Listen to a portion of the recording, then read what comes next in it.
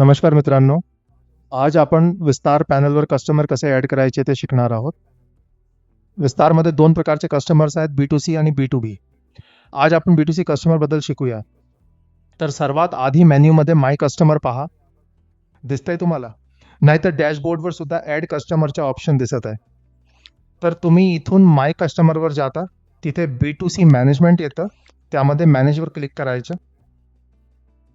अशी एक window open होते जी स्वतःच सांगते की तुमचे किती कस्टमर्स ॲड झाले आहेत आणि किती तुमच्यासोबत ॲक्टिव्हली काम करत आहेत, किती जणांचे पॅन व्हेरीफाय झाले आहेत, तुमचे RM म्हणजे तुमचे एम्प्लॉईज किती ॲक्टिव्ह आहेत, आणि जर काही अनव्हेरीफाईड पॅन असतील तर ते व्हेरीफाय करून घ्या. आता आपण कस्टमर ॲड करणार आहोत, तर ॲड कस्टमरवर क्लिक करूया. तर इथे काही डिटेल्स विचारत आहे. सर्वात आधी ईमेल आय डी, तर मी इथे email I D naught down करून ठेवली आहे. तर मी इथे OTP पाठवेन. 2 मिनिटांच्या आत हे ऑटो व्हेरीफाय होतं. काही कारणास्तव ऑटो व्हेरीफाय नाही झालं तर तुम्ही OTP सुद्धा एंटर करू शकता. या केसमध्ये हे ऑटोमॅटिकली व्हेरीफाय झालं आहे. जर तुम्ही ईमेल चुकीचा टाकला किंवा जर तुम्ही पायरेटेड किंवा डुप्लिकेट ईमेल वापरला तर इथे एरर येईल. दुसरी स्टेप म्हणजे फोन नंबर टाकणे.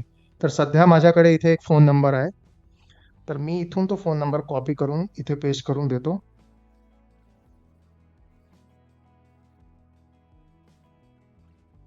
फोन नंबर व्हेरीफाय होत नाही, पण जर तुम्ही कंपनीला चुकीचा पॅन नंबर किंवा फोन नंबर दिलात तर ऑर्डर डिले होण्याचे चान्सेस खूप वाढतात.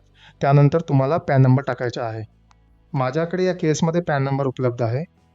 तुम्ही पॅन नंबर टाकताच कस्टमरचे नाव आपोआप व्हेरीफाय होऊन जाईल.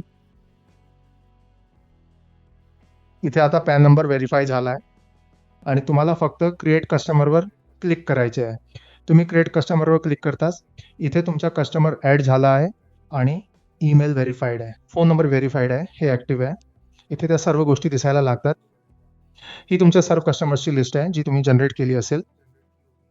ॲड करताना तुम्ही तुमच्या कस्टमरला इथे सर्च सुद्धा करू शकता. तर या व्हिडिओमध्ये इतकेच.